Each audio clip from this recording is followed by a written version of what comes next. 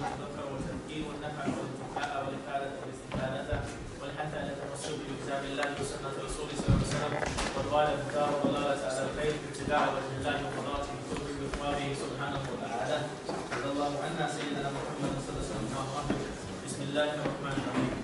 First of all, Jazakallah for all those that turned out here. The concern, actually, the big concern for all of us is the education of our children. Alhamdulillah, those of you that made it down despite the weather and so on. John was saying to me earlier, mashallah, John just turned 74 last week.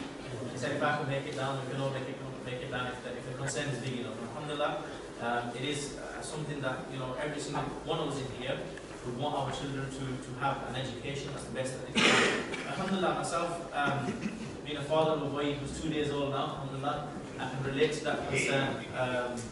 So alhamdulillah, you know, we aim to inshallah go through the presentation for the next sort of 40-45 minutes. And then for the last sort of 45 minutes we have enough time to go around, have a look at the curriculum details, have a look at some of the resources for the treetops, the uniforms, the registrations, again some refreshments if we need them. And any questions we've got plenty of volunteers to ask inshallah. So to begin with, as it says there, Batul Madrassa, the name Bahja most of you will be familiar with. We've been around for, can you hear? We've been around for around 5 years, inshallah. 2012 was the first time we sort of started doing events. So most of you will be aware that we do things like the Grand Maulid Musayyim, which is coming up inshallah at the end of the month, which is a celebration of the birth of the Prophet ﷺ. We have the treetops nursery, that's the setup at the back, as you see. Sister Misbah and Batul mashallah work very hard to have that running every weekend. We have the Sunnah sports running. All 4 sports have been offered to the community in the past. We have the feeding projects running on a Sunday. Okay, so that's where we have known as Curry Club, which is basically a hot meal that's provided for those people on the poverty line or struggling. So alhamdulillah, a lot of people that benefit from that are people from the non-Muslim community, which is great to see that, you know, we can be stewards of the religion in the sense that we're not just catering for Muslims, but people from other communities as well, inshallah. And that's what the Prophet would do. He wouldn't discriminate in terms of the race or the religion or the background in terms of need. You know, we find the famous story that a young Jewish boy passes away and the Prophet is in tears. Okay, and the Sahaba asked, Ya Rasulullah, why is it that you're in tears? And he said that, look, there's another one that's escaped my mercy. There's another one that's escaped my mercy. So the mercy of the Prophet is not limited to Muslims or even non-Muslims or people of different faiths, not even animals, not even plants, not even stones. Okay, we have the famous story that the Prophet remembers the stones that were given salam. Okay, so our aim is to be of people who can be of positive change to regardless of the background and religion and so on. So some of the projects that we do as part of the Curry Club, we have the food parcel service as well, where people that are struggling for the week in terms of the food, we'll drop off a parcel which will keep them going for the week and so on. And now inshallah we aim to set up the Batul Madrassa, which is an education program for children, which will eventually lead to be from 5 to 16. And I'll talk about the details of that a little bit later. So it's a school, inshallah, of Islamic education and likewise martial arts, okay, which is a central point to what we call education or Islamic education as we know it. So, I mean, alhamdulillah, we had this name given to us by one of our teachers from Yemen, Sayyidina Habib Ghazi. And we had to wait a while for this name. Alhamdulillah, there's one of the things that they say when you ask people of gnosis, people who know God, is that they see beyond what we see. Okay, they have access to the world that we don't have access to. And I was speaking to one of the brothers before. This name, we literally got it about 4 days ago. Okay, Afrah al Batul. Afrah al Batul is difficult to translate into one word, but it's Afrah, it's related to joy or felicity or radiance or happiness. And al Batul, as we all know, refers to Sayyidina Fatima. Okay, Sayyidina Fatima Zahra al Batul. No doubt that it has an impact on the organization. And our teachers tell us that, look, you know, some of the teachers that passed on the name from Habib Qazi said, look, I won't be surprised if your madrasa impacts the girls more than the boys, because the name has a reality. And just to take that step further, the first registration we had, coincidentally, was a little girl called Fatima Zahra, Sidi Ali's daughter, which shows that, subhanAllah, there's something beyond what we see in terms of what the teachers see. So alhamdulillah, with that name, Afrah al Batul, inshallah, may it be something that brings radiance to Sayyidina Fatima, that she sees the girls and the boys of our community grow, be like them, be like her father and like herself, inshallah. Okay, so just a little bit about the vision. Of course, whenever we set something up, we have a long distance goal before we work backwards to see what needs to be put into place. So here we say to nurture holistic excellence within young people, to go on to activate positive change within the community, within the society. And I spoke about the community and how the process can have concern for bringing about change in a positive way. And the way I see this is a two-way thing. There's a nurturing element here, which is to nurture holistic excellence here. And it sounds, sometimes people think, well, what does that really mean? Well, here what we're speaking about is nurturing here is the education, but not just in an intellectual sense. Okay, we're not just looking to have children who are extremely bright intellectually. Okay, their maths is brilliant and their English is brilliant and they know these facts off the top of their head. But it's a bit more than that. It's how do these children take that knowledge and what do they do with it?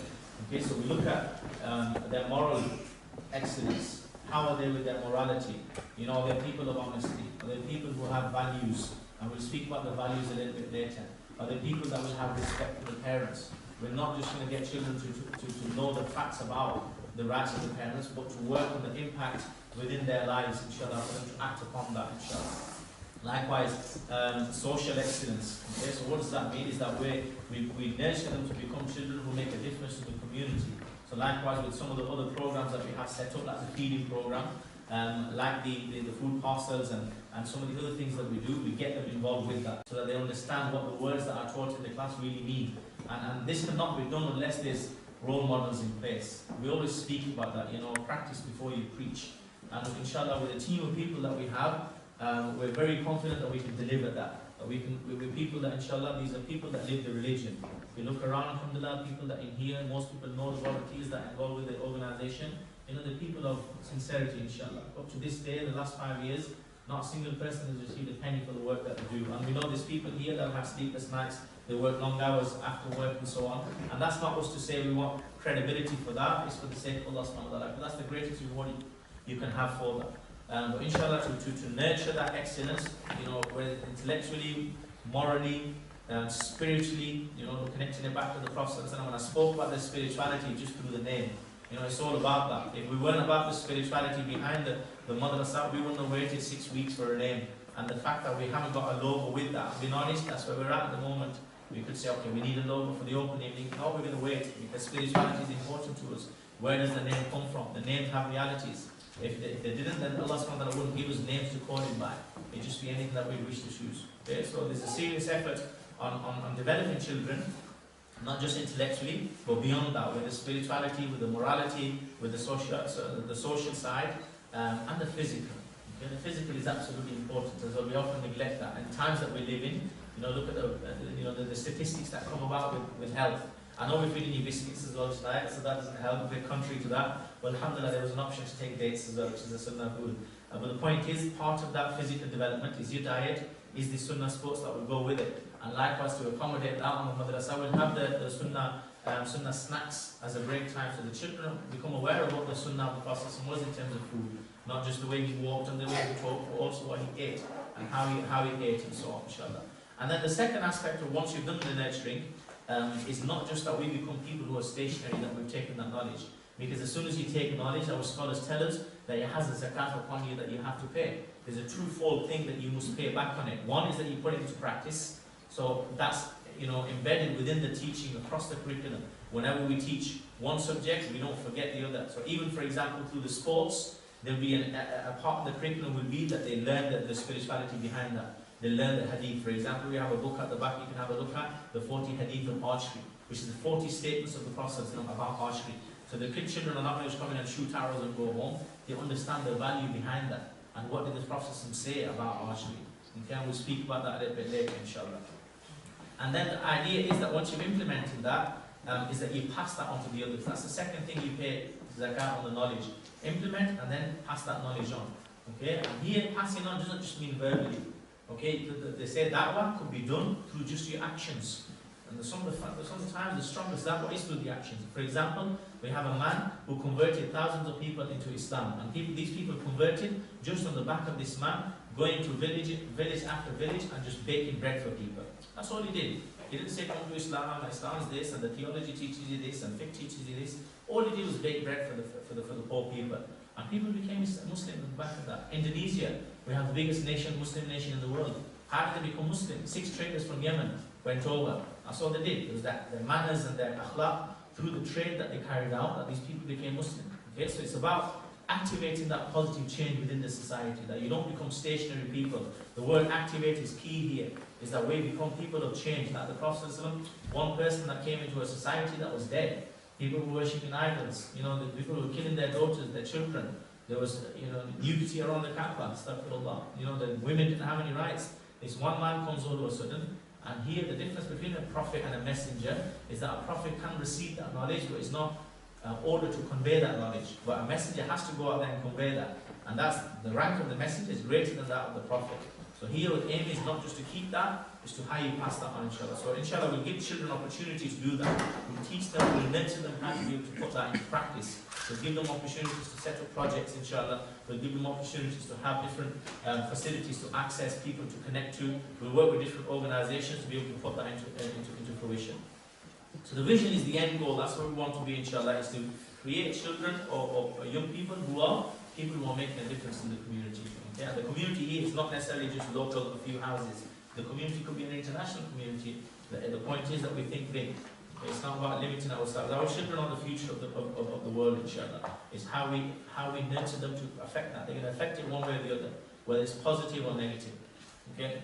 And the mission statement here, it kind of gives us the role of how we're going to get there. I spoke about role models before. So the first sentence is key here for me, to permeate prophetic principles. And permeate here is to radiate prophetic principles. Is that you live that sunnah first. That when children come in, they see, mashallah, people like Batul, you know, who is involved in archery, he does it himself, who does the swimming himself, who does the archery himself, and in fact is proficient at all four sports. Horse riding, you know, they don't just see people, you know, who are turning up and they say, oh, sunnah sports are amazing, but we can't move ourselves.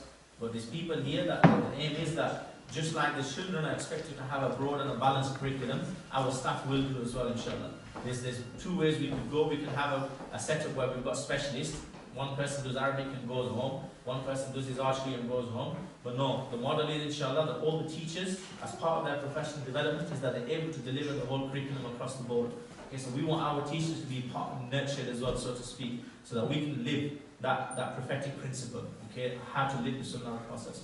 I mean, that's the downside of having specialists, is that Abdul Arabic come out now. Okay, well, how does that affect the child as a whole? You know, how we are a role model for that child. The second aspect is not to forget the child. It's going to be a fun environment for children. Okay, a fun and a safe learning environment for the children. So the Prophet often, and there's some examples later, that I mean, even after war, the Prophet would come back after a battle. And then when the children see the Prophet returning, I mean, of course it's happiness for them, because there's a possibility the Prophet could have been killed in the battles. So the children are happy, and the Prophet would encourage them to race to him. Okay, come on, let's see who can get to me first. That's not a Prophet who's strict, and there's no time for fun. The Prophet was a man who understood the psyche of children. Fun is an absolute essential part of children's nurturing.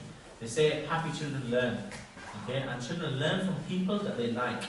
So if we're people who have a frown on our face all the time and our setup is all done, I mean, there's a bit of an effort going on at the moment, as you can see, works in progress to kind of lift the place a little bit, to make it a bit more child-friendly. But there's a lot to be done here, inshallah, before we start.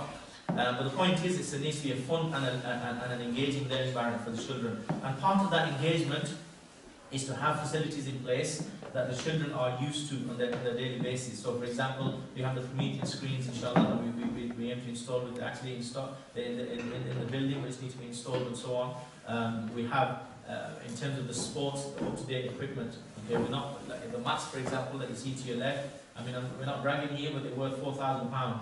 I mean, that's an investment in our children. We don't see that as a waste. So the equipment is up to date with our archery setup that we have. Alhamdulillah, all the equipment's up to date. We have a variety of equipment. The swimming, the resources that the facilities that we have at Accrington Academy, one of the best pools that you have in the area. So our children are not going to get things, unfortunately, this is, the best that we can do. But inshallah, we aim to provide that which they're used to on a daily basis. But part of that is having that balance. I know we live in an age of technology, and we live in an age of moving forward, but it's about giving our children an understanding of how to sort of balance that out. It's not going too far and saying, look, here's the equipment, and so go and see what you can do with it. So from our teachers, we take that there needs to be a balance. Children need to be able to disconnect from that. It's frightening when you hear about studies that, this is adults we're talking about, they took their phones off them. for 2 hours, I think, and they left them in a room. And they said that 80% of the people within that room were having anxiety attacks. They didn't know what to do with them. Because, I mean, let's do it when you get home tonight. Let's see if you can leave your phone next to you and not touch it. You know, it's going to be buzzing every now and then, it's going to be beeping here. You're going to be anxious. What's on that? Who's sent me a message? Who's ringing me? What's going on? We're just completely at unrest at all times. And that's not the spiritual excellence. There needs to be contentment. There needs to be relaxation. Okay, we see our previous generations, they'll tell you some of the sort of strategies they use in school is, here's a whole write an essay about it.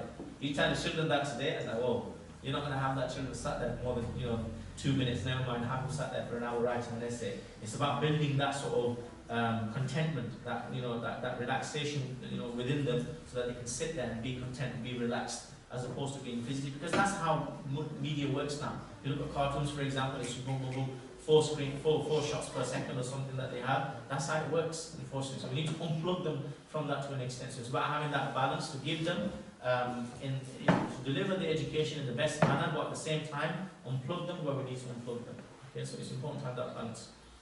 So that's what we mean by the ranging needs of children here, is that to do that, to understand the psyche of children. And alhamdulillah, we have people that are qualified within teaching children. Okay, we have people like Mashallah Makhlouza, a maths teacher, myself, primary school qualified, I'm teaching in secondary school now. We have Shakib, who's one of the volunteers, he's a TA in schools. Our sister Misbah was a secondary school qualified. So we understand, and all of us have got a few years of experience behind us. We understand of how education works in terms of delivery and so on. Okay, and likewise with the Islamic education, where you cannot live the Sunnah unless you know the Sunnah. So every single volunteer that you see has at least completed 3 years of education with some of the institutes that we know, like Batul Madrassa and the Islamic Institute and so on. And likewise, there's other people that are still studying. There's still people that are studying. So it's about continuing that development within the teachers as well as those that within the children. So we offer a broad and a balanced curriculum which is centered on positively transforming pupils. And again, the curriculum will both go a little bit later. And in order to fulfill our mission, which is to develop children intellectually, physically, and morally, and so on, we cannot sit in there with a qaida for 2 hours. You're not going to develop them physically and morally. It's just not going to happen. So it needs to be broad and it needs to be balanced. So what we mean by that, I'll come on to a little bit later, inshallah. But it's about transforming pupils within. So a lot of the learning that will take place, like I said before, will be a theme-based learning. So we'll have, for example, a moral of the month, okay, where we might say, okay, honesty is the moral that we're going to focus on. Okay, so we say, okay, so this month we're looking for children who are honest, and there's a certain reward behind that. Another month might be respect. How often have you shown respect? It's about building that into transforming children, as opposed to just intellectually making a difference. And as I mentioned here, to do that intellectually, physically, morally, spiritually, and socially, to become the rightful stewards within their communities. And we don't mean to sound arrogant here, but the Ummah of the Prophet ﷺ was brought forward in order to make a positive difference. Okay, and like Allah subhanahu wa ta'ala says that if you could not deliver the message of Allah subhanahu wa ta'ala, He will replace us with an Ummah that's better than us. And likewise, the Prophet was threatened himself. Look how beloved the Prophet is. Allah subhanahu wa ta'ala says, we'll rip your jugular vein if you don't deliver the message. SubhanAllah is the most beloved person to Allah subhanahu wa ta'ala. But he can have that. The message of God is very important. So it's not about us being just Muslims within our homes, but we have to be out there. And when we speak about the climate that we live in, which makes it a lot more important for us to do that. And we've spoken about values here before.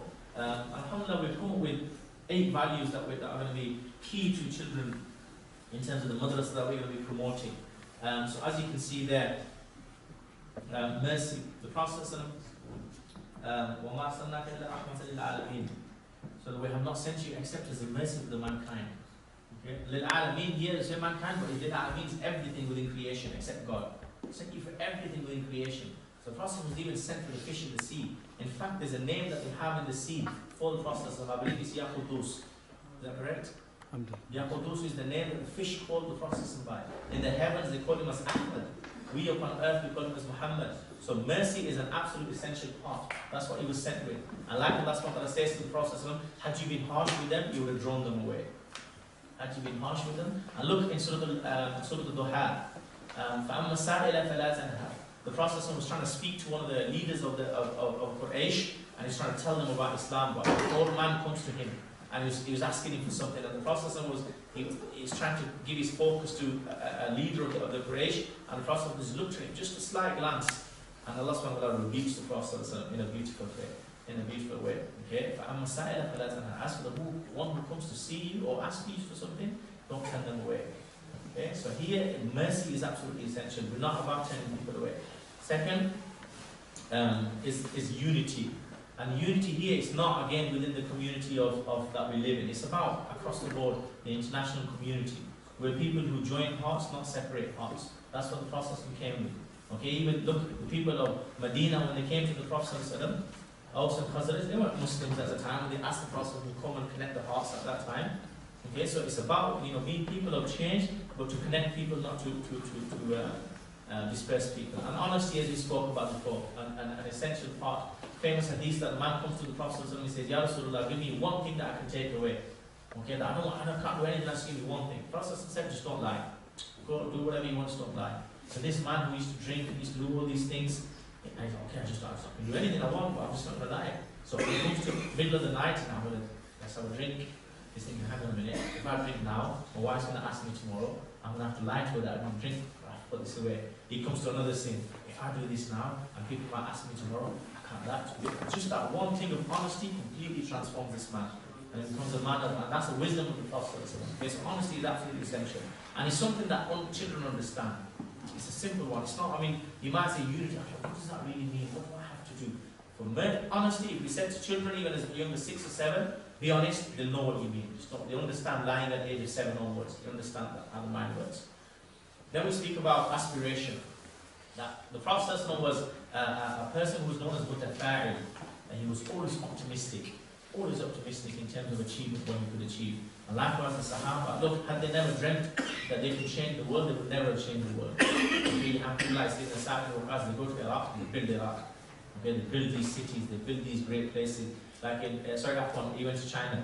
The Sa'id al says the Chinese martial arts inherits from the spirituality of Sayyidina Sa'id al-Muqas even to this day. You have a certain discipline within there, right?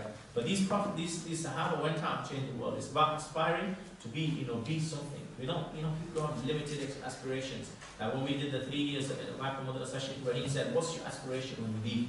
What are you going to do with yourselves? You've done 3 years of education, what are you going to do with yourselves?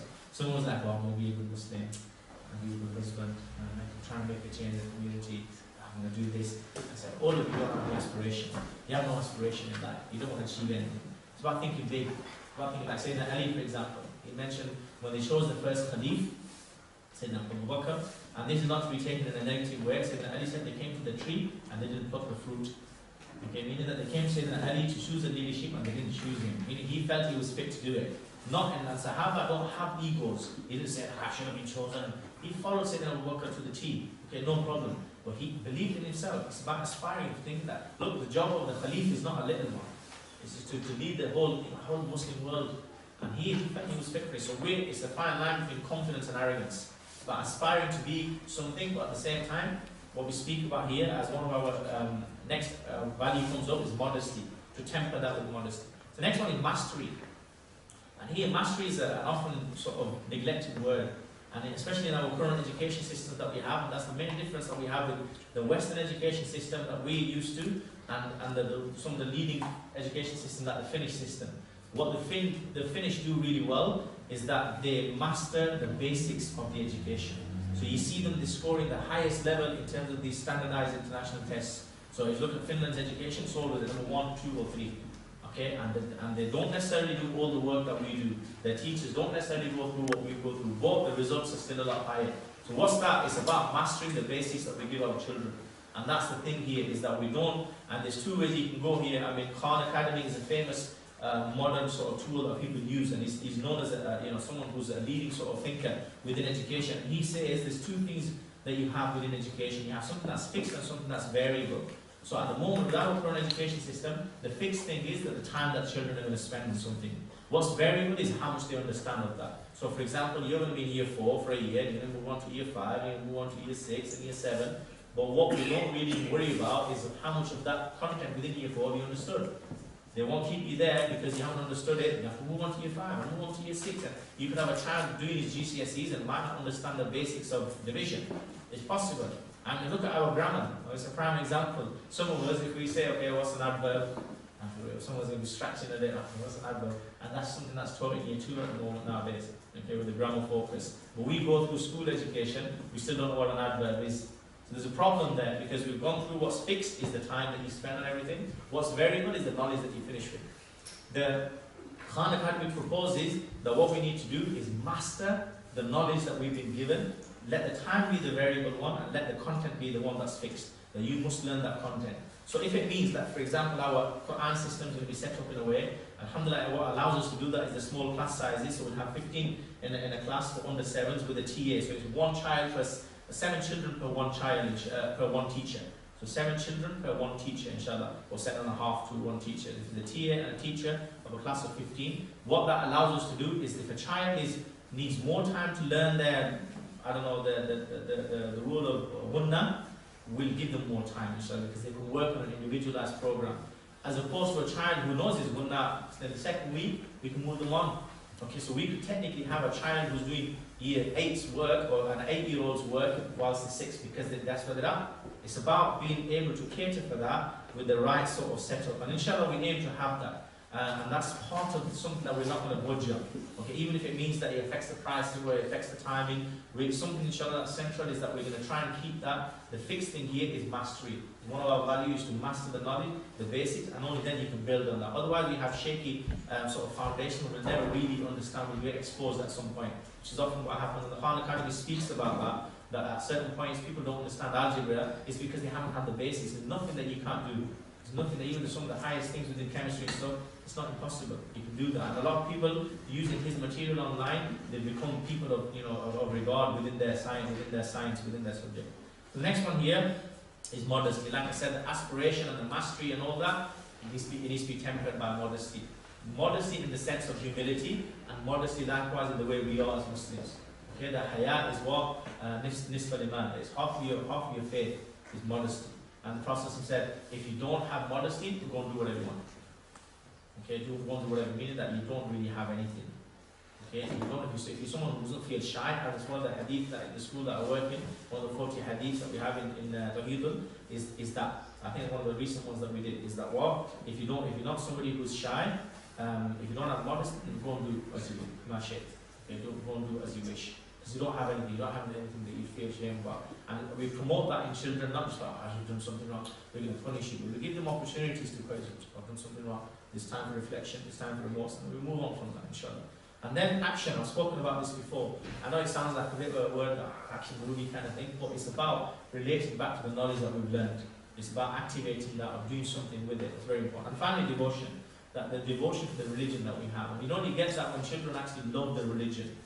Okay, we say, why is my child not, devoting themselves to, why is it not praying 5 times a day? Because they don't love the religion in the first place. They haven't understood to love it. Only once they love that, they have that sort of respect for the people around them that are teaching it, they're living it, they look up to those role models, they begin to fall in love with that, and then say, I want to do this as well. Because role models are massive. They say often that even 6-year-old children that you see with the United top on, they say that child only wears that because it pleases his father. That's the only reason that child wears that top. The role models are massive. It's all about that. It's all about the child wanting to please the mother and the father. So it's an opportunity for us to kind of have that by living that and then allowing them to live with that. And the source of all these subjects that we have, the source of all our values, is only one. Okay, we can only have one, and that is the Prophet himself. Okay, so as we see, that the values are related, they're created, they come out from the Prophet himself. Okay, and that's something that's the theme that goes all the way across that you can't neglect. They say, from what will you take the name of Muhammad out from? You can't do anything without the name of the Prophet. He's the source of everything. And the initial creation, the light initially that everything was created from was the Prophet himself. So likewise, anything that we live, anything that we value comes from the Prophet himself. Okay, so I'm just going to try and move on, just conscious of the time. There's a little bit of a backdrop as to why we do what we do. And it's about understanding the situation that we're in. I spoke about this, our children have, not just our children, but children in general, is a massive, identity crisis that we face. Okay, the world that we live in right now is that the teachers are discussing whether you can call a child by their gender, whether you can say he or she to a child. Because recently the sort of gender fluidity is something that's coming into schools, that's been discussed as part of British values and so on. And it's not something that we can shy away from, but we have to be firm on what our children's identity is in order for them to be able to respond to that. Because otherwise all it causes confusion. I mean, recently there were some Christian parents who wanted to pull their child out of class because there was a 6-year-old child in their child's class who was coming in as a boy one day, coming in as a girl another day. And they felt that this was causing confusion for our child. And I mean, and they say this, these statistics are scary. I think there's over 70,000 people, children that we're speaking about, who feel that they don't have a specific gender, or they have the opposite gender to what they are. And often, the scary thing is, it's the boys that are affected. Okay, I think they say 66% of the people that transform their gender, or children that are allowed to transform their gender, are boys. And it's not surprising because only 13% of the primary school teachers are males. So, I mean, I'm not trying to suggest why everything is, and it would be wrong for me to, suggest a solution to all the problems in the world, or that's a suggestion that all they see is females around them all day. So you're not surprised because a lot of role models, they want to be like the teachers. So if a child starts acting in a certain way, well, there's a term that they have put him into already, gender fluidity. My boy is not really a boy, he's born as a girl. And that's what we're up against, and we can smile at that right now, but it's not something that we foresee the future, but this is something that our children are going to have to come up against. We're going to have to explain these issues, so unless we give them that identity, they understand who they are truly Muslims, we are going to be facing some serious problems, okay? So likewise, war and extremism, what is our identity when it comes to religion? When our children, when they look at the background of the media, all they see in the news is that Muslims are blowing things up, and Muslims are getting a bad name, and everything within the religion is being questioned. Now recently, Ofsted is suggesting that the girls that wear a scarf within school should be questioned, because some, woman, just because she's a Muslim, suggests that there's a sexualization element to why children are told to wear a scarf. And Ofsted have bounced on that and said, look, okay, well, we need to question these girls why they wear a scarf. If we don't have a suitable answer, they could say, well, she's been forced to wear a scarf. And that's the times we're in. I mean, that's not necessarily gone through us yet, and there's issues around that and so on, but what I'm trying to say is, identity is within crisis at the moment. So our children need this understanding beyond just the intellectual understanding, meaning that they need to understand the world around them. So that's why the holistic, the social element comes in so much more. The challenges of the environment and even just health, the disease that we find around us. Okay, look at what we're suffering with nowadays, diabetes, and every second person, especially Asians and black people, that is a lot more apparent. Obesity. These are things that Muslims should not have to worry about. Look at the diet of the Prophet and you realize that these are not things Muslims should have to worry about, is obesity, eating too much. I mean, these are things that we need to look at. Major challenges in terms of the future financial system. So what our children will be up against, okay, if we're going forward. 1 billion people sleep hungry and 2.8 billion without clean water. And what are we doing about that? Is there a concern for these people? 75% of the population is short of food and water, and 2.3 billion are without sanitation. Do our children understand that in the first place to be able to have a concern for them, to be able to do anything about it? Okay? So the question, there's a few questions. Why should we teach the way we teach? Okay, the real world of work as we see is about team building, it's about working together. Whenever you've got CV in, it's about team building. Okay, a team, I'm a good teamwork, team player, and so on, communication skill. You wrap it up, right? But why is it that our children don't get to do that within classrooms as often? Okay, I know there's a certain movement to do that with the catering structures and so on within schools, but generally, especially our madrasas and so on, child is sat there just alone. At the most, they might be able to get to talk to the person next to them that's related to work. Often they're in trouble for doing that. We don't let them collaborate. Okay, so why is it that happens? And they're always, even when they work together, they're trying to outdo the other person rather than building each other up. Okay, the world is full of engaging, real-world challenging problems and questions. So the very problems. Why is it that we always just disconnect from these and always just get children to answer questions on a specific topic? We love our sort of question-answer booklets, don't we? Oh, who is Allah? Okay, who is the Prophet? And answer those in all good. But it's not okay. What's beyond that? We already understand the challenges of the world that we live in. Okay, why is it that, again, just a picture that suggests that we sit them in a class and we do whatever we do? Why is there not more of an effort to go and do projects? There's clear research behind that children learn a lot more through collaboratively working and going out there and real life experiences. Okay, being different and creative in terms of how we put these across in schools. The creativity is not given that time. A lot of it is about the core subjects, and I'm sorry to say that even for the biggest institutes, a lot of it is about the core subjects. Okay, what are we really developing? Because it comes back to the mission statement again, intellectual development. Okay, we want them to have certain grades, we want them to have this one, but what's happening with their physical development? What's happening with the moral development? Are we really giving them that chance to be creative and innovative within ourselves as teachers to be able to hone that? And then here, often our life puts forward tests such as this, right? So you ask an elephant, a monkey, a snake, and whatever the other animals are, go and climb that tree. Okay? This test is the same for all of you. We say at the end of the exams, everyone's going to do the same exam. Now, some people are going to be more related more to a certain type of, certain type of nature. Why is it that everybody has the same test? Because we don't give them the chance to flourish within their own sciences. And what happens with the broad curriculum is that you give them a chance to find out what they're good at. So, for example, inshallah, we have dance classes in place. Some children might be amazing at playing the dance, and that's within Islam, they can express that. So, music, for example, anyone haram, but the Prophet often, it happened when he went to Medina. We know it's within the seerah, the daf is there. So let them channel those energies and be good at what they do. Okay, sports, someone might not be intellectually intelligent, but he's brilliant at wrestling. Now he's got something that he can say, alhamdulillah, I'm good at this, and he's got respect for that. He's got something to work with, he's got something to be good at in his life. So if you sit that child inside a classroom for 2 hours every day, you're not going to get anything out of him, because it might not be for him. Okay, and that's why the Prophet was so good at using people's energies in different things. He didn't tell everyone to do the same thing. So the prime example is that the Sahaba would come, Ya Rasulullah, awsit me, advise me. Once the Prophet said, do not get angry, do not get angry, do not get angry, because he knew the nature of that person. Another person comes, Ya Rasulullah, he says, give me one thing, like I said before, just don't lie. Okay, because the Prophet knew the nature of people and he worked with that. So it's about giving our children at least the opportunity to express that, inshallah, so that we know what they're good at by offering them a broad curriculum.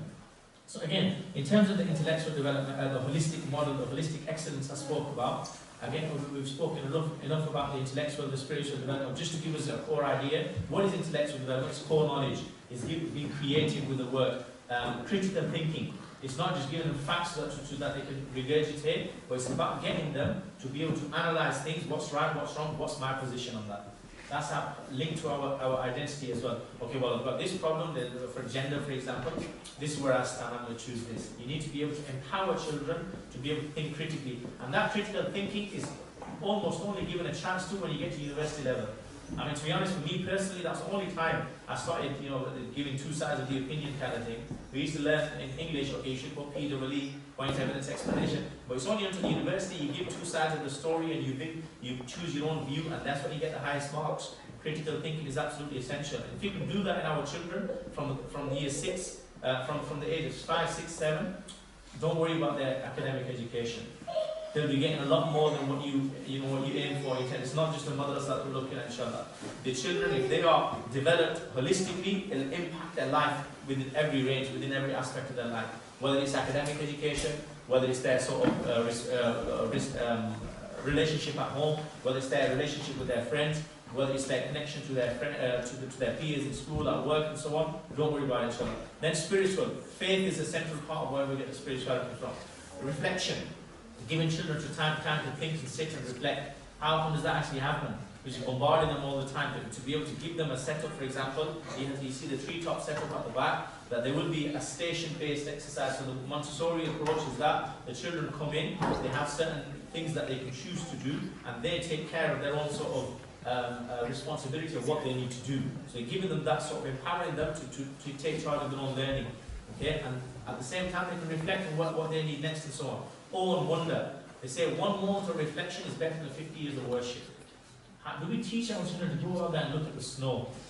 How is it that the snow comes down from the sky?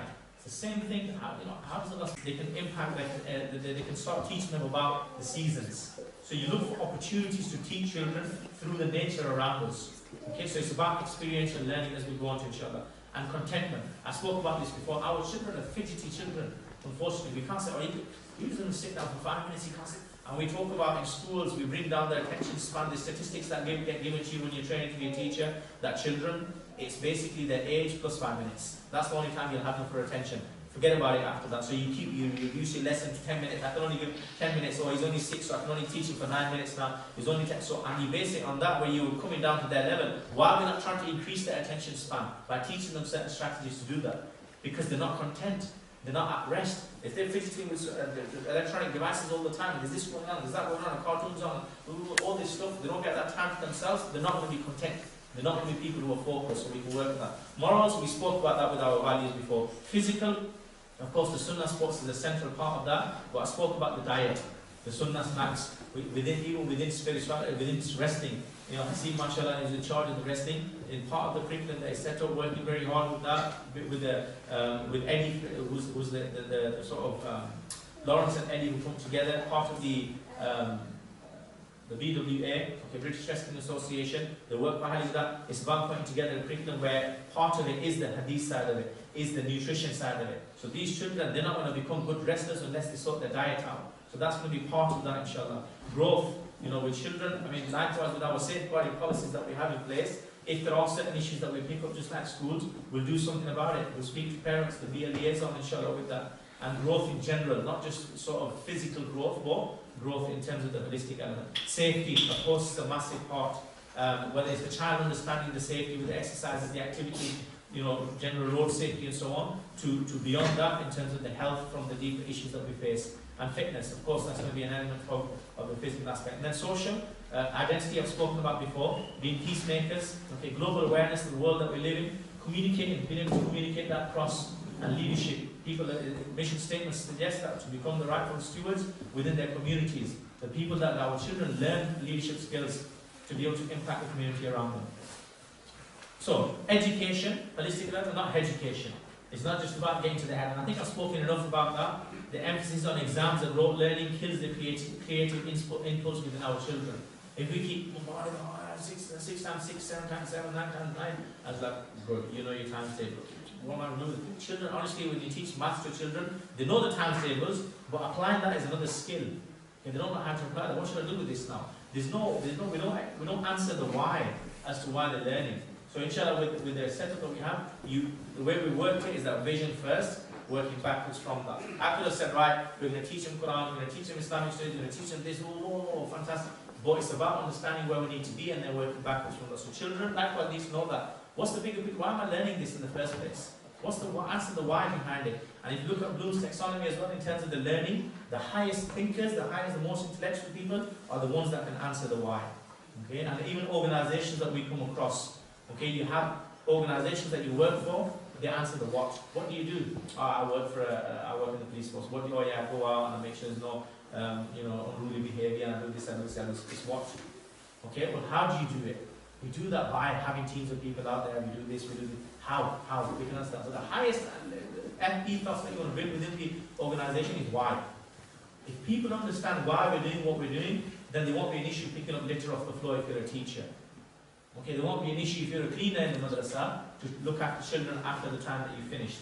You won't have people coming in and saying, oh, it's 7 o'clock and I'm off, I don't care about you, that's your problem. It's about understanding the why behind that. If we have that collective goal as teachers, as students, as parents, we bring that dynamic setup together, then we can sort of build that, answer that question of why. And the why here is to connect to the process, not to become people that are beloved to Allah subhanahu wa ta'ala. That's the ultimate goal. And then through that, obviously once we've nurtured the children and we're there, then to impact other people around. It's as simple as that. So inshallah we aim to have that apparent within our classes and so on. So I mean, again, I've spoken about character development. There's a book called How Children Succeed by Paul Tuff. Is somebody who's a prolific writer in terms of education. And he says some of the findings here is that non-cognitive characteristics actually predict success better than cognitive excellence. So what he's saying is people who are intellectually bright, if you want to see where they're going to be in 15 years' time, that's not a very accurate indicator. What's more of an accurate indicator is what they like holistically. What are they like in terms of their communication? What's their presentation skills like? What are they like in terms of their physical movement and development? What are they like in terms of how they are as a person, how they carry themselves? Okay, so all these things are a better indicator of how successful your child is going to be, as opposed to just how much they know. Likewise, self-discipline and consciousness are highly correlated with all manner of positive outcomes. Okay, so here again it's about holistic development. And this is not stuff that we're making, it's the experts here. So, I'm sorry, I know I'm running over a little bit, trying to wrap up within the next 10 minutes or so. But look, how does the character development link to Sunnah sports? So lots of you will be thinking, okay, we understand it's a Sunnah process, and yes, but how does it really, convey the message that we were trying to, the aim that we were trying to achieve in terms of character development and so on? So we have what we call ummahat al-fada'il. The Prophet says in the hadith that I was sent only to perfect noble character. Okay, and Allah subhanahu wa ta'ala says to the Prophet, innaka ala khuluqil azim. Okay, that you transcended noble character. Okay, or perfect character. So the Prophet wasn't just perfect character, he was above that. So what does that mean? How did the Prophet get there? It's not an accident that the Prophet even had that, so you could argue, even before the prophecy, even before the age of 40, the Prophet had that. Look at it, he was known as Al-Amin before the Prophet was chosen as a messenger, as a prophet. Why? How did he get there? What was it? He didn't receive any revelation before that, as far as we know, directly. How did he get there? Okay, and we learned that the Prophet did certain things from the sports that embedded that within him. So the Sunnah sports are based on ummahat al-fada'il. So they say all character that you have, all perfect character, it comes out from 4 main characteristics. And that's what ummahat al-fada'il is. The 4 main characteristics. So one is courage. Okay, courage is one of the sort of bedrock of other characteristics that come out from that. Okay, the strong person, the Prophet said, is the one who controls himself when in anger. Okay, the full hadith is that the strong person is not the one who can wrestle, but the one who can control himself when in anger. Said. So we find that it's not accidental that the Sahaba would wrestle within the Rawdah. A lot of us, as soon as we get a foot into a quick time, isn't it? But if we follow the Sunnah of the Prophet, they wrestle within that Rawdah. We're speaking about the Rawdah of the Prophet. Okay, they used to wrestle within that whilst namaz was going on. Okay, we have found another hadith that when they're doing archery and the Sahaba, the namaz is going on, the Jamaat is standing there, they're ready, and the Sahaba are like, oh, you stop doing this, come on, let's pray. The Prophet said, leave them, they're in worship. Okay, leave them, they're in worship when they're doing archery. Rukana, the famous wrestler, he was the greatest wrestler in Arabia. Nobody could mess with him. This guy was so strong that they said if you put a leather skin underneath him as something that he stood on, and you try to move his footing is a central part of wrestling. Is your balance and how you can stay close to the ground and not fall over, and not let your opponent topple you over. Okay, because the aim is to get your opponent to their back onto their shoulders onto the ground. So if you can be sturdy on your feet and avoid that, then you're going to be good at wrestling. So they say this man, he was so big and strong in terms of stature that the leather skin would rip underneath him and his feet would move. If you have men, multiple men ripping. But anyway, he comes to the Prophet and says, they say everybody sees the world through their own eyes. So he comes to the Prophet and says, yeah, if you think you're the messenger, beat me in wrestling and I'll say that you're the messenger. He challenges the Prophet. And we know the Prophet had strength of 40 men. But what does he do? The Prophet says, okay, I'll accept the challenge. So they go head to head, they wrestle. And the Sahaba describe this, they say that there's dust everywhere, the Prophet, there's all this stuff going on, and the dust settles, they see that the Prophet sat on the chest of Rukana.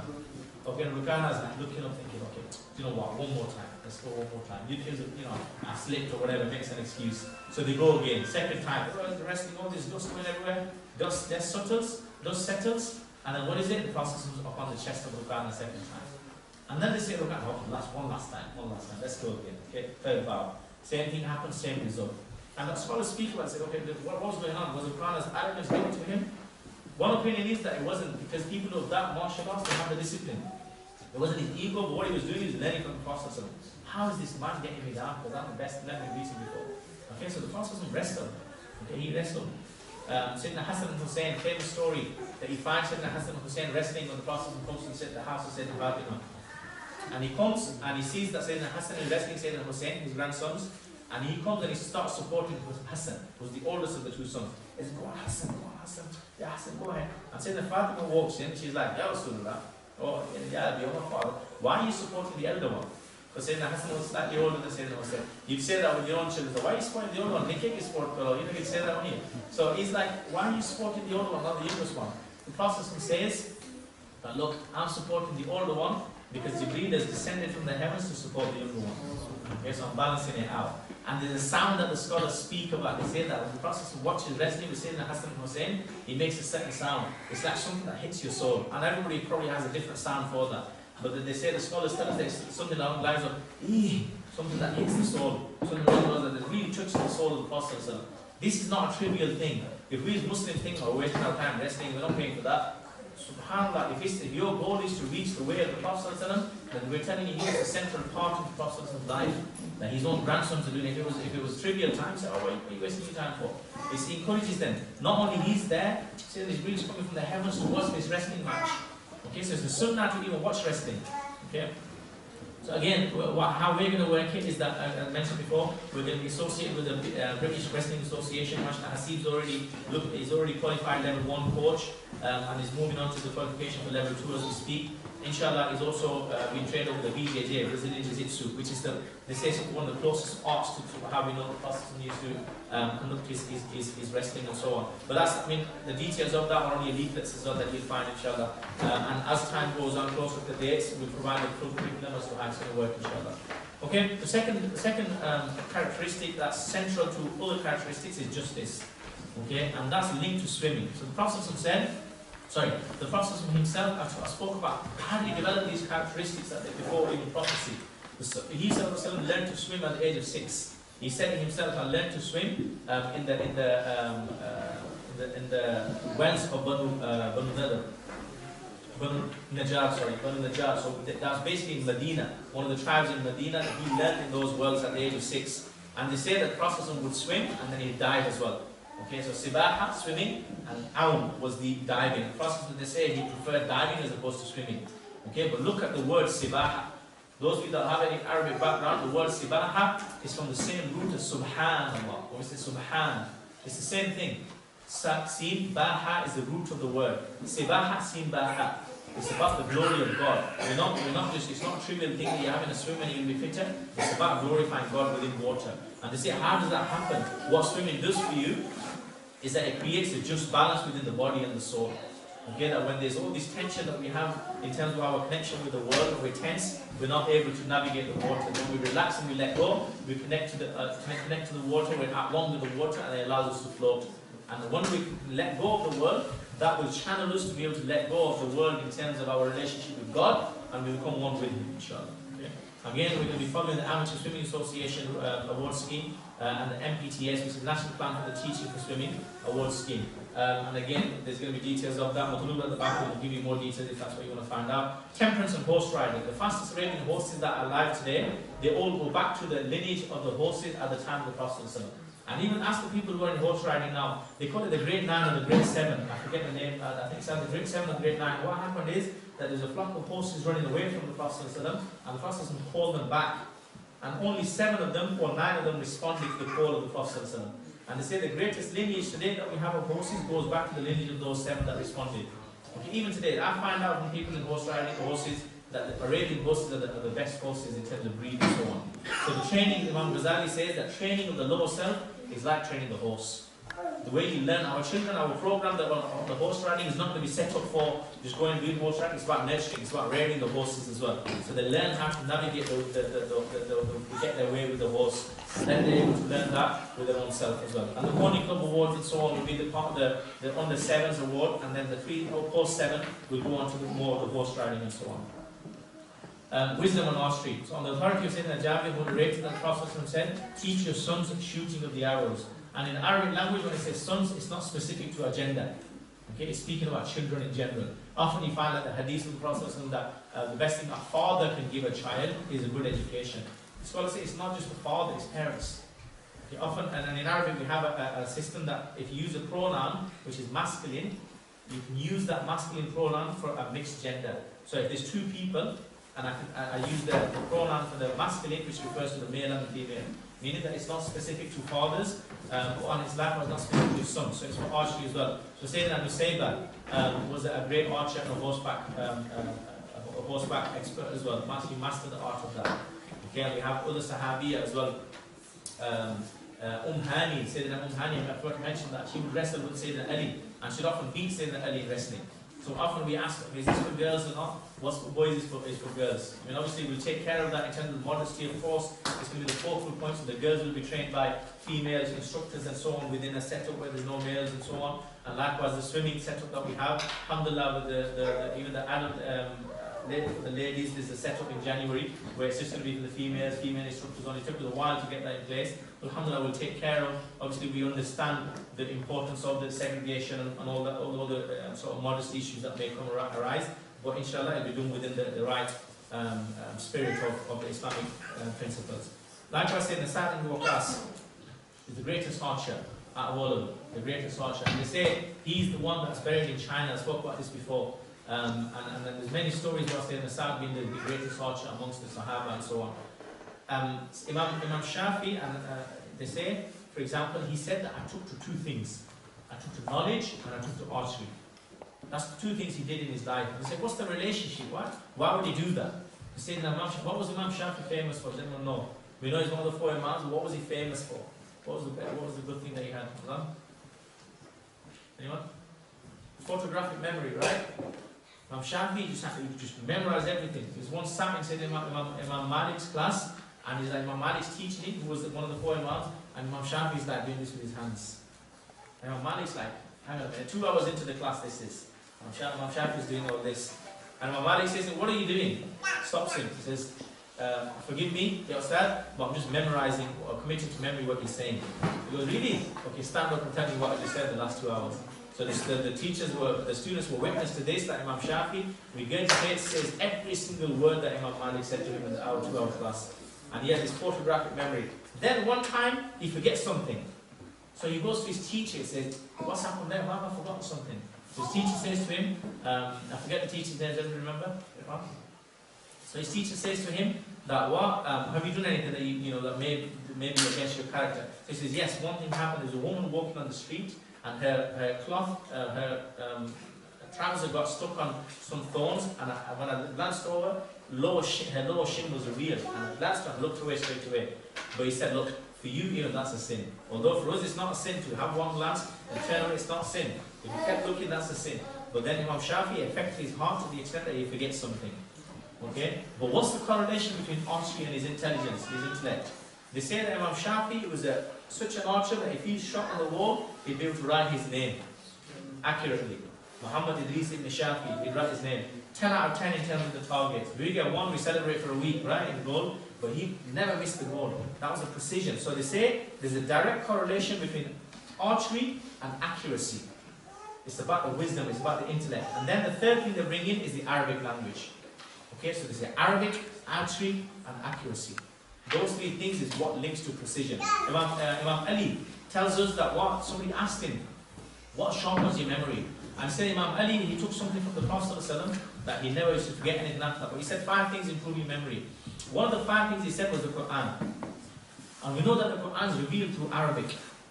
So Arabic language, Rasulullah says, we reveal the Quran in Arabic so that you may become people of intellect, of reflection, of contemplation.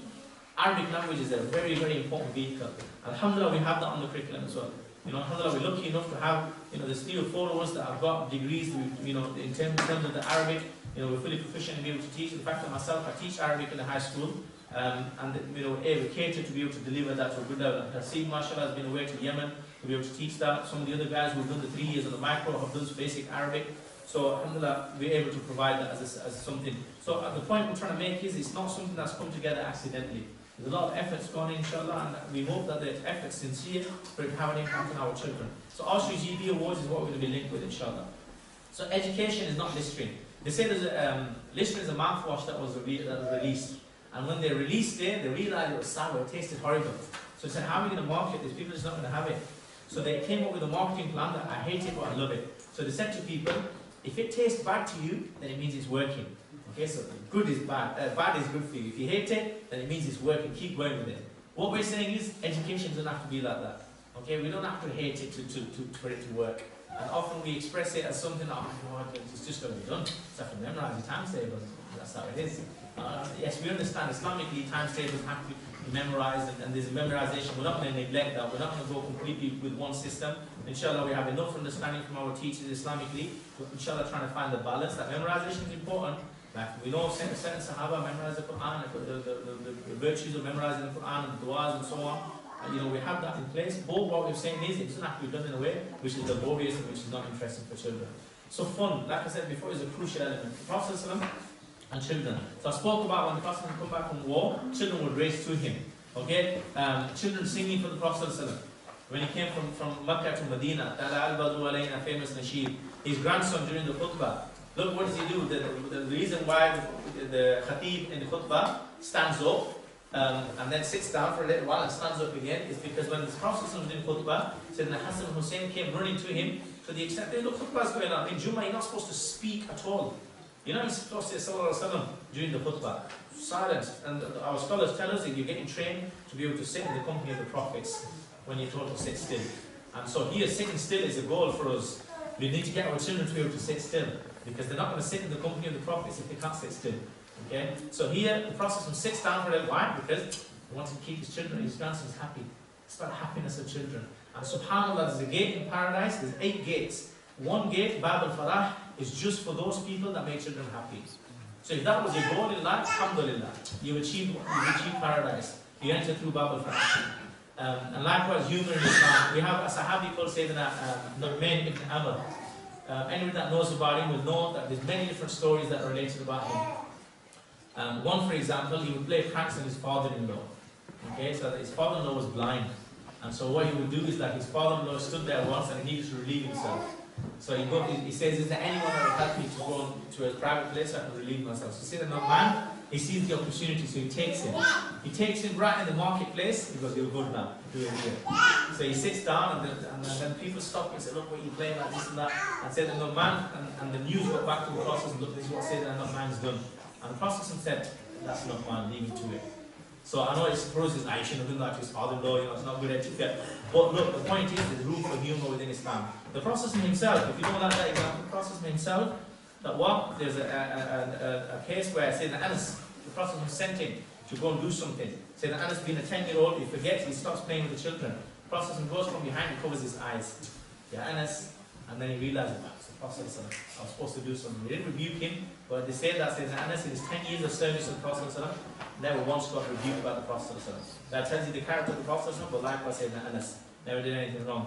Another story, Sayyidina Ali and the Prophet and the Sahaba sat down eating dates.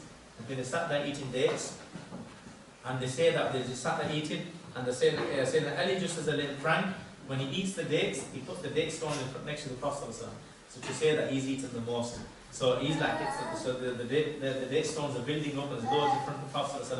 And then Sayyidina Ali says, oh, let's see who's eating the most.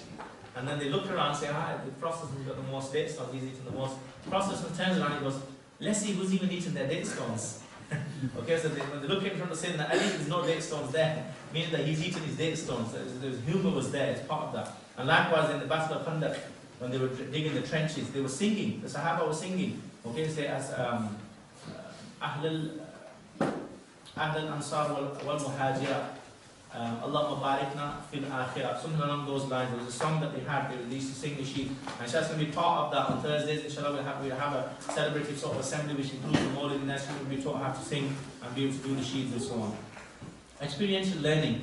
Sorry, let's go back to that. Again, giving children to be able to learn experientially.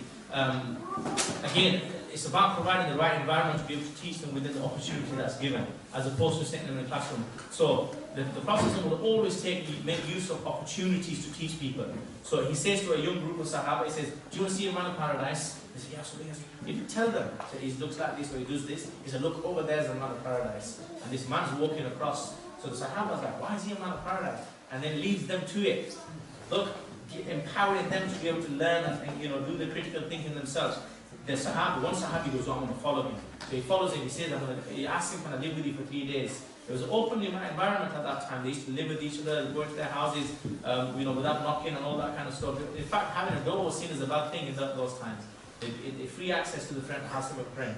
So this man goes and lives with the Sahabi, 3 days, he doesn't see anything special. He says, what is it that you do that the Prophet said, you're a man of paradise? He said, I don't do anything else except when I go to sleep, I just wipe away any ill feelings towards the believers. I think, has anyone wronged me today? I forgive them, I forgive them. So to sleep with a clean heart and forgive anyone that wronged you is an act of piety, an act of paradise, basically paradise. And there's a dua that says, Ya Allah, don't allow us, don't have rancor within our hearts with the believers. And the process from here, they come back from jihad, from war, and when they're coming back, he didn't wait until they get to Medina to teach them this. Whilst they're on the way back, he says, do you know what the greater the jihad is? He said, just come from jihad. He said, no, when you get back, it's the fight with your nafs. It's that opportune moment at the right time that you teach that child. Because when that child understands within that moment, this is how you do it, they see it, they remember that, as opposed to regurgitating it from the books. And the orphan, the famous story that a man comes to the Prophet and he says, Ya Rasulullah, that's my son. "Ya Rasulullah, that's my son, what should I do?" And then whilst he's telling his story to the Prophet ﷺ, a man comes into the gathering and he says, "Oh, I've seen your son playing in such a place." And there was orphans there as well at that time. And the Prophet, this man is about to run off and go and call his son. The Prophet said, call him back. The Sahaba get to him, call him back to the Prophet. He says, "Listen, before you get there, don't if your son, because they told him he's playing with other boys. He said, when you get there, don't shout your son by name. Okay? Don't shout your son by name. Don't say my son, oh my son. Don't say that to him." I said, "Ya Rasulullah, why?" He said, "Because there you'll find other children that are playing, that are orphans, that don't have a father, and they feel bad about it." Okay, so it's about looking across an opportune moment, teaching a lesson when it's happening right there and then. So it's about creating an environment. If we have children sat down in the class, opportunity is not going to arise to teach them. If we have a setup that we set with the Montessori approach, and with the classes that we aim, inshallah, even at the garden that we have at the back, there's going to be a horticulture setup there where the children will be planting things and so on. They learn from that. They learn the source of life. Okay, how did that grow? Or why is it died seasons? Okay, life and death. These opportune moments, inshallah. Okay? Madrassa details. I'm sure this is what we've been waiting for. So the classes will run, inshallah, from 6:15 to 8:15, weekday evenings. Okay? Swimming will take place on the weekend for 1 hour on a Sunday, as for now. Yeah, that's how it is at the moment. 5 hours for the Key Stage 1, which is 5 to 7. We understand children are young at that age. It's difficult to sort of commit to the 2 hours, long day at school and so on. So inshallah, we're trying to keep it to an hour for that. And it could be subject to change. If it means that we're not achieving certain things, or we find that something will work better, we might look at it in September again, and of course we'll inform the parents. Key Stage 2, the post 7, is going to be 9 hours. So for 4 days during the week, but it's 2 hours, and then 1 hour on the weekend for swimming. And it includes, like I said, 1 hour on Sundays. Daily snacks will be provided, inshallah. So we might try different, so dates and cucumber. That's a prophetic thing that they need. Milkshake, Dalbina was a milk type of milk that the Prophet drank. Even pomegranates and things like that. It's not going to be a 3-course meal with farid and chicken and all that kind of stuff. But I think if we did that, then you might be struggling with the prices. I think it's going to be something tricky anyway. But the point is that it's going to be something small, but as long as children are getting something, okay, they see something that's not happening in terms of the Sunnah. An optional extra hour weekly Milad gathering will take place, inshallah, on Thursday. So it's optional for parents if they want to keep the child in. We'll take a list of names. We'll try and work that into the curriculum so that children have something to conform to. Like we have assemblies in schools. Okay, so inshallah, it's an opportunity for parents to come together on a Thursday. So normally children will finish by 8:15, but we'll carry this on until 9 o'clock. Where it'll be an assembly where the children will present something. There'll be a mawlid sang together. The parents will be involved. There'll be some refreshments brought out, some sunnah snacks and so on, inshallah. A family environment. It's about creating that family atmosphere, because we know the successful education institutes like Tawheed is an example. They work really closely with the parents. Okay, it's about parents' involvement. If you don't have parents on board, we're not going to do anything. And if you feel that you can step away, leave your child here, and that's it, I'm sure it's probably not the right place. Because especially the pre-7 syllabus, they say a child before 7 shouldn't be given a pen. The first madrasa of a child is the mother. So part of not keeping them here too long is to have the engagement or the interaction or input from the parents. So for example, we might give them sabak for the day, but they might not have too much time to sit there for an hour to learn that. We expect the parents to give them some prep before they come in, so that as soon as they come in, they can be listened to. One teacher between 7. Once they've done that, we can move on to something else. As opposed to, this is just about go back, sit down for half an hour, learn and come back. It's a waste of time. If we get the parents involved, then it's inshallah, it's a lot easier, smoother, more efficient process. Class sizes at the moment are between 15 to 20. So especially the pre-7, we've kept it to 15 with a TA. Okay, so as I said before, it's one teacher for 7 children. Okay, so what that allows us to do is within the hour, I know we think it's only an hour, but really if you think about it, it's one teacher, 4 minutes of their time can be given to a student. If we now translate that into a class of 20 over 2 hours with one teacher, what does that come to? Okay, so it's essentially 20 pupils within an hour is 3 minutes, over 2 hours is 6 minutes. But within 1 hour, inshallah, we have a child with a teacher for 4.5 minutes, inshallah. So it's like you're doubling up the time by having smaller class sizes. And that, like I said, it allows us to deliver our curriculum in a way that we have the time as variable and the content being fixed, inshallah. That's the principle here. And the older classes, the post 7 is based on a class of 20 at the moment. Likewise with the TA, so there'll be support put in place. And inshallah, one of the things it's something that will develop, but people with additional needs. Okay, we don't want to turn anybody away. And even the madrasa at the moment is 5 to 8 intake. Okay, we feel bad saying to someone, look, you can't take your child in. So what we have, for example, is that we have something in place for September, that if children are too old now, for example, they're 9, 10 or 11, we have something where it's going to be an 11 to 16-year-olds program that will deliver, which is going to be on a weekend only. From our side, it doesn't take our focus away from the core madrasa that we're working with to make sure that the holistic excellence is there, the holistic building is there, but it allows us to deliver at least the fardain, and then we have options for these children to plug into the stuff that we do already, with the wrestling and horse riding and swimming and all that. So it's something that it will be more led by the child. The onus is going to be more on the parent and the child with that madrasa. But it allows us to provide something for everyone. I mean, we feel that it's our responsibility, every single one of us, that every single child is our responsibility, it's our children, like I spoke about before. Alhamdulillah, my father now, myself, I can understand that. When everybody wants the best for their children, and we don't want to be turning anybody around. Like Tahi had mentioned to me before, he said, look, I've been asking you to teach my child one-to-one for the last year, and it's true. And I've not been able to commit the time because it's not about one child, it's about optimizing that impact upon all our children, because we feel the same concern for all of them. So trips and etc., things like that may take place outside of madrasa time. Of course, will be the right safeguarding action will be taken. We'll inform the parents and so on. All that will be communicated to you, inshallah. Madrasa fees, as it stands at the moment, the yearly, if it's standing order, is slightly cheaper than the cash option, because we try to avoid the extra time that it takes and the difficulty, the administration thing that goes with it when it's a cash option. So it's slightly cheaper if you did it standing order wise, but the yearly cost for Pre-7, it works out to be £624 a year, which comes to £208. Yeah, £208 per term. So each year there'll be 3 terms along with the academic year. So from September until September, end of August it'll run. There'll be 3 terms, so as in now with the school calendar. So from the first autumn term will be from September to Christmas holidays, then from January to Easter, and from Easter the summer term will take place. So the 3 terms, parents can pay on a yearly basis, on a monthly basis, or on a termly basis. Okay, and again, that cost, what's it made up of? Okay, we have the, I'll go through some of the Islamic studies in a minute, inshallah, some of the content. That's of course there, but it's also including all the sunnah sports. Okay, so we're putting, like, for example, horse riding in there. I mean, we could have easily done this. I mean, I mentioned this before. We could have easily done it as another madrasa, just to a good standard, do it a lot cheaper. We could have done it for £20 a month. It's not a problem. In fact, if you take away the sports, it's probably about £17 a month just for the fardain that we're charging. But what often happens is that, for example, other madaris might charge £20–25 for the month, but then they do sunnah sports, which, with wrestling at the moment is £20, is it, for 2 sessions? £20 a month. We've got a handful of children that come and take part in that. Swimming is £15 at the moment for 4 sessions in the month, which is £2.50 a session or £3, whatever, and it all adds up to about £60–70 anyway. All we're doing is we're making it part of the package in one place. It's a lot cheaper, in fact, if it's all together. Horse riding, many people don't do that. It's not accessible. Go anywhere, like as part of the school I'm working, we're looking at setting it up. And some of the prices that we're coming back with something like, we're looking at £20 for a half-an-hour session. Alhamdulillah, we can't provide that on a weekly basis, but what we can do is we can do it on a semester base, where the children do it a 7-week course or a 14-week course, and they move on, and there's a progression within the curriculum. And likewise with all the other sports we will be provided on the curriculum. One thing we have looked at is, I mean, you can see the post-7 is slightly more expensive because of the hours that are involved and so on.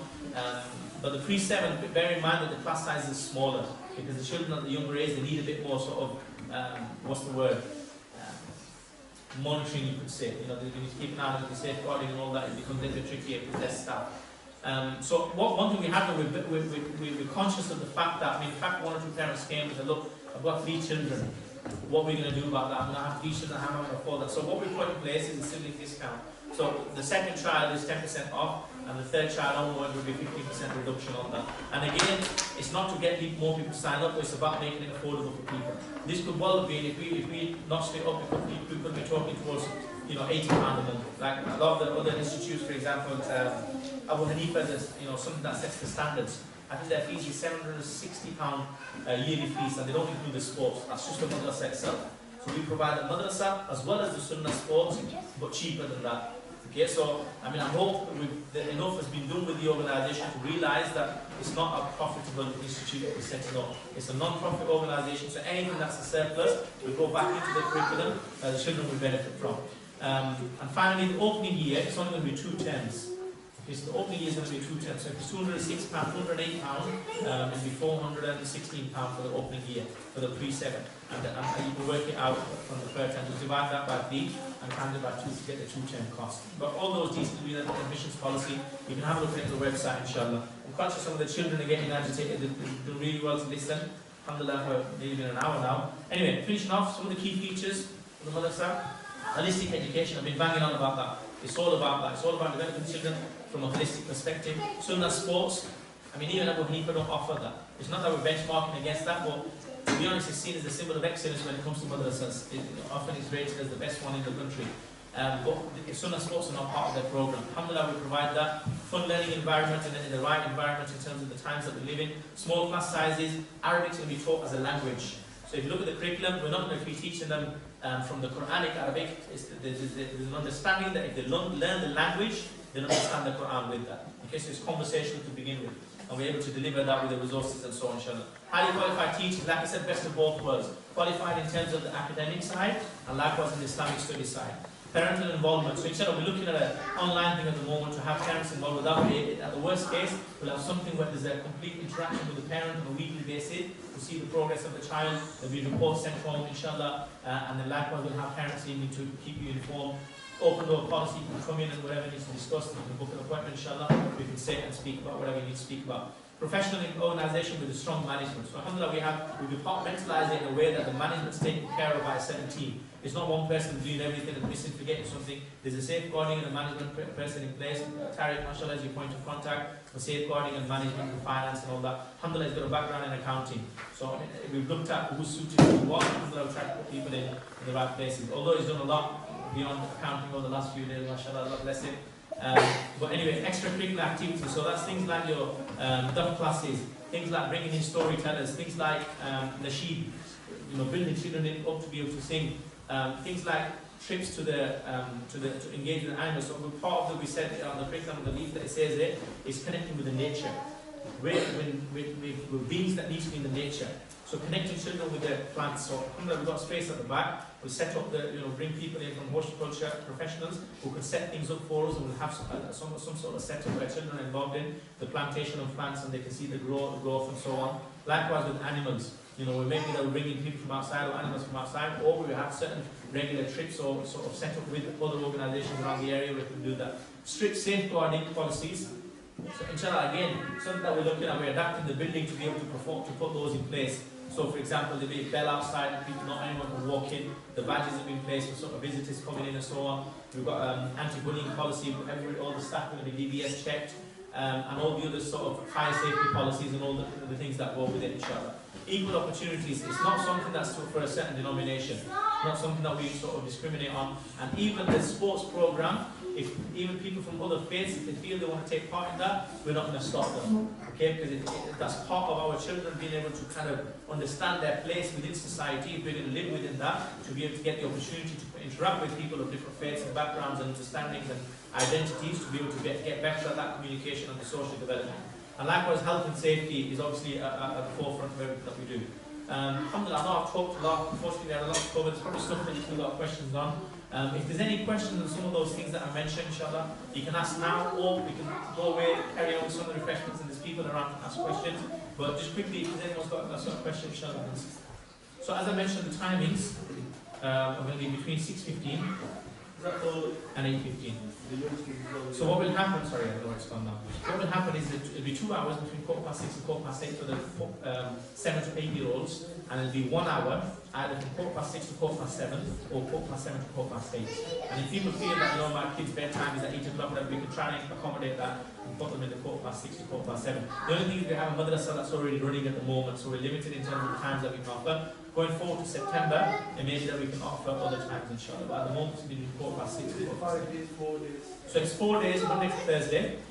Fridays will be off because we feel it'll be too much if we ask the children to come in 5 days during the week and Sunday as well. 6 days will be too much. So we felt we'd give a day off during the week on a Friday, and then the Sunday they have to be in for the swimming for an hour. So it's 4 days, Monday to Friday, an hour for the pre-7, 2 hours for the post-7, and the Sunday will be the swimming, inshallah, for an hour.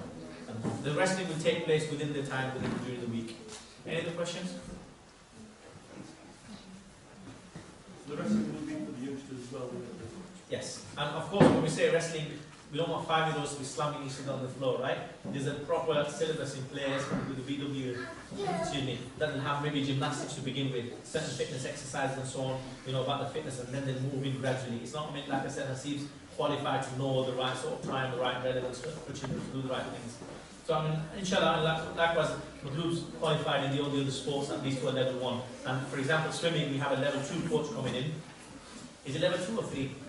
Level 3. Level 3 coach Naveed, who comes to do the swimming. With level 2 we have Lawrence, who's a British champion. He comes in to do the wrestling. With horse riding, we have good links with the Accrington Riding Centre. We've already done courses with them, so inshallah we're looking to accommodate that, where our children, when they're pre-7, we've got to be careful letting them near the horses. So a lot of it will be linked to the nurturing, the rearing of the horses. They'll get to understand, and then as they move on through the curriculum, they'll do more of the riding, inshallah. Yes. Yeah. So the horse riding is in the first semester. So we'll say, for example, class 1 might do horse riding from, let's say, September till November. They're 7 weeks. And then class 2 might do it, for example, from February to April. So we'll have slots available. At the moment, it's 7 weeks provision.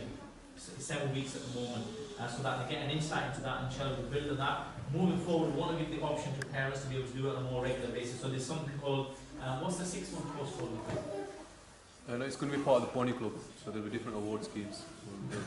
So there's development, there's something in place that if you want your children to plug into that, it'll have to be extra. But what we provide in terms of the fee is the 7 weeks basic, and then beyond that, you can increase that if you want your child to be more proficient in that, inshallah. Check that out. Okay. I know you've listened to me for a long time there, and you want to get some refreshments. Inshallah, there's tea and coffee there, some refreshments. We've got the curriculum resources on the right here. We've got the sports information at the back. The uniforms are on display, although they could be subject to change. We're looking at that at the moment. There's a lot of work that we've got in plan within the building in terms of premises and things like that, so keep an eye out for that. There's registration details at the back, so you can register online, inshallah, or you can take the registration forms with you. The admissions policy is linked to the online registration. Other policies will be uploaded within this week, inshallah, onto the website, which is backjar.co.uk, which is on your leaflets. In terms of registrations, if your child is too young, you can still register for September. So I had a couple of registrations where the child is 4. Just it might be worth speaking about that actually. When we say 5, it means the child needs to be 5 on the 31st of August 2017. So the child needs to be 5 by then. If they're still 4 at that point, then they're too young, they'll be taken in September. Okay, it's to keep the gap sort of limited so that we can provide the right education at the right level, inshallah. It's not to kind of lower the quality that we provide, inshallah. And when we say 8, the preference is going to be given to 7-year-olds initially for that class.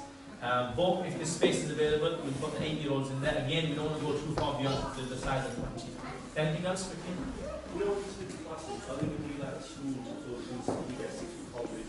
So yeah, it'll follow the calendar except in Ramadan. We'll give them a week and a half off over Ramadan, so around about a week. But generally the holidays, it's going to be a 40-week calendar. So they'll be in class for 40 weeks, inshallah. Okay, Jazakallah khair. Thank you very much for coming. Allah subhanahu wa ta'ala allows us to benefit from this, and may Allah subhanahu wa ta'ala make our children those that can be something that the Prophet is proud of. Okay, may they be a shining light for the religion, for the process of being close to Allah subhanahu wa ta'ala, and make a positive change and make the Prophet proud. Ameen. Alhamdulillah, Fatiha,